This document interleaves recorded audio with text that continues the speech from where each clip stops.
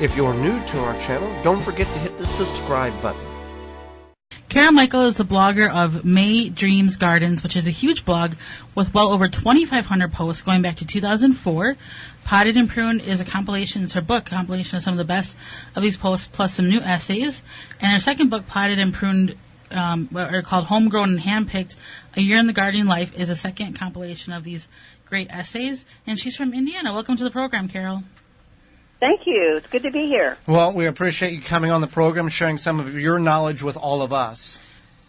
Now, you are a collector of old garden books. What's an unusual tip you may have found in an old garden book that worked surprisingly well and you were just kind of shocked by it?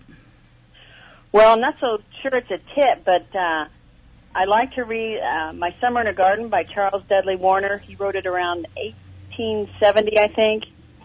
And he talked about the weed purslane. Have you guys have purslane in your gardens up there? Yes, we do. Yeah, we do. Well, he had it too, and he called it pusley, and said it had a moral perversity as a plant because it just grew and grew and grew, and it didn't matter. And so I took great comfort, I guess, in knowing that all the purslane in my garden, that other gardeners had that same problem 150 years ago. I guess that is comforting in a way. You on your blog there, you've got a post about putting plastic forks with the pointy part up, the handle on the ground, to protect your bean seedlings. Can you explain what that is, and how effective is that? So it's not scientifically proven, but that's my fortress. And I used to have problems with the rabbits would come in and they would just mow down a row of beans. And as soon as those seedlings came up, so I tried fencing, I tried red pepper flakes, I tried everything. And finally I got the idea to create a little barrier right by the seedling, and that's where I lined the rows with the forks. And it works surprisingly well. It looks crazy, but it works for me. I've also heard of people doing that to keep cats out of their beds, and they find that to be effective as well. The cats won't bed down because there's nowhere to lay down at. Oh, right, and that's where I got the idea, because people were putting forks in their houseplants to keep the cats from digging in their houseplants. So I thought, well, it should work out in the garden, and it does. Okay, great. Now, you seem to have a lot of problems with raccoons. What are they going after, and what helps detour them? Well, raccoons is a recent problem for me. They showed up this winter, and they were going after the bird seed. I was feeding birds. I had peanuts for blue jays. I had all kinds of seed out there. And really cleaning up the bird feeding area and putting up a baffle to keep the raccoons from being able to climb up to the feeders. They've gone for now. I'm sure they'll be back if I leave a mess out there, but I just try to keep things where they don't want to eat around, and then they go off finding food someplace else. You talk about embracing bugs for a happier life. You say you kill them with caution. What does that mean, and what kind of bugs are we dealing with when we're in the garden here? Well, in my garden, I have the usual Japanese beetles. I have squash bugs. I find aphids. I have tomato hornworms. And I'll tell a story. I met a woman, and she just didn't understand why she didn't have any bees in her garden. And you need bees to pollinate some crops like squash. And, well, it turned out that she had paid somebody to spray for mosquitoes. And I said, well, there's no bug spray that kills just mosquitoes. You've killed every insect in your garden. And we've got to have good bugs with the bad bugs. And so kill with caution means don't run out with a spray the minute you see a harmful bug. Look for other ways to pick that bug off the plant yourself, or in some cases, I just decide not to grow a particular vegetable because it's too buggy in my garden. Well, let's talk about some of the good bugs that will benefit us. Most of the bugs in our garden are good or benign, and there's very small amount that are actually bad.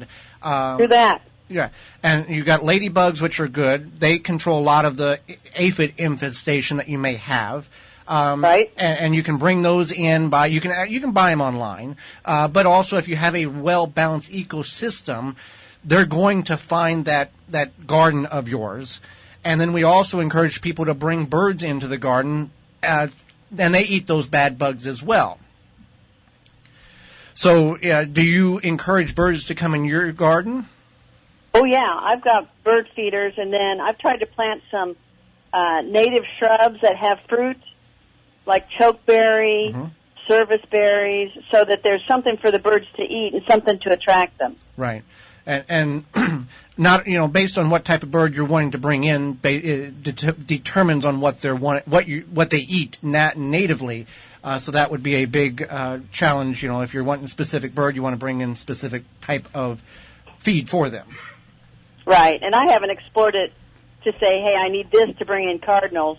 I do use certain types of bird seed that I buy to bring in cardinals, such as the safflower. So, but I haven't explored it more than that. But that's something I should probably do, is to attract more types of birds to the garden. Definitely. Now, we all don't have perfect soil. We may have more of like a clay-like soil. How do we know what we have, and how is it best to turn clay soil into more of a fluffy, loamier soil? Well, I think in the Midwest, most people would say they have some sort of a clay soil. You can send soil off to be tested, and they'll tell you what you need to do to add more nutrition if it needs it. When I was in school, we learned the thumb test, where you push the soil between your thumb and your index finger, and if it's a ribbon, you've got clay soil. If it breaks apart, you probably have something that tends more towards loam or sand. And the best thing is just keep adding organic matter. Keep adding organic matter to that soil. We always encourage people to use, what they have available. We have a lot of leaves that we bring in. Chemical-free grass clippings are a good one. Coffee grounds as well. But you don't have to spend, you can invest in, if you got really bad soil, you can invest in compost by bulk, or you can just use your native material to continue to build that up. And when you do that, the microbial life, the soil web, will begin to develop, and worms will come, because you don't want to add worms to your garden. No. You have 2 books, and you've got 2,500 garden posts on your website since 2004. Do you have a specific post that you really enjoy, or you've had a lot of feedback on that you're like, I just kind of wrote this on a whim, and like everybody is taking a great pleasure in it? Yeah, I've got a couple of them. One of them is I wrote a post called, I called it, people have GADS, Garden's Attention Distraction Syndrome, and that's when you go out the front door to weed something, and then you see something else that needs done, so you kind of leave the weeding area and you go clip on something, and then you realize there's a plant that needs to be planted, so you go over there, and then you come back inside and realize your house plants have to be watered. Then you spill water, and then the next thing you know, you're mopping the floor. But out front is those weeds that you started on. And so that's the way sometimes gardening goes. And I called it GADS. What did I just end up doing? Because I've been everywhere in the garden, and I don't feel like I got anything done. Now, people got a kick out of that. They identified with it. Yes, we have experienced that as well. And sometimes it helps, at least when Holly and I are in the garden, I kind of know what needs to be done, so I can send her one direction going, okay, we need to do this, and I can do another thing, so at least something gets done. Right. So where can people find your books at, and what can, in addition to that, the syndrome there, what else can we expect in those books? Really just a lot of humor and lighthearted essays about gardening. And people tell me that if you read between the lines, you do find a few garden tips in there. My second book, Homegrown and Handpicked, I write about how my dad grew tomatoes, which is the only proper way to grow them. And so I am a staker of tomatoes. I think cagers they're okay people, but I think you ought to stake your tomatoes. Well, let's talk about that for a minute. We've got a few moments here. Obviously, the past generation gardeners obviously knew a lot more than what we do to a certain level, because if they didn't grow it, they couldn't eat it. They didn't just go to the grocery store and pick it up.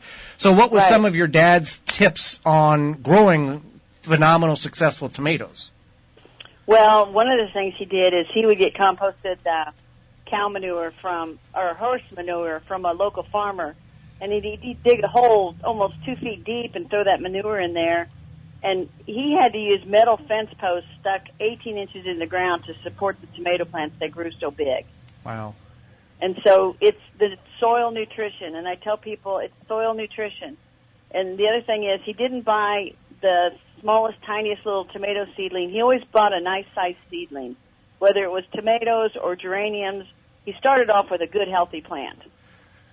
And your dad fed the soil, not fed the plant, and that's the key Correct. here. Yes, feed that soil, and then it'll take care of the plants. Well, Carol, your books are available where? Are they on Amazon? Are they on your website? Where can we get your books at?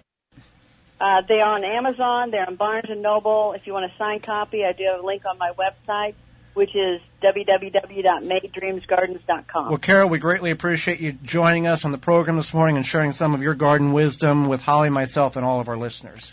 Well, I appreciate having me. Thank you. Thank you, Enjoy Carol. the garden today. Absolutely, we will. Thank you for checking out the Wisconsin Vegetable Gardener radio show. For more, go to the WisconsinVegetableGardener.com for full-length in-studio video and podcast replay of Season 1. Season 2 underway and added weekly. Tweet us at TWVG Show or hashtag TWVG to be part of the program.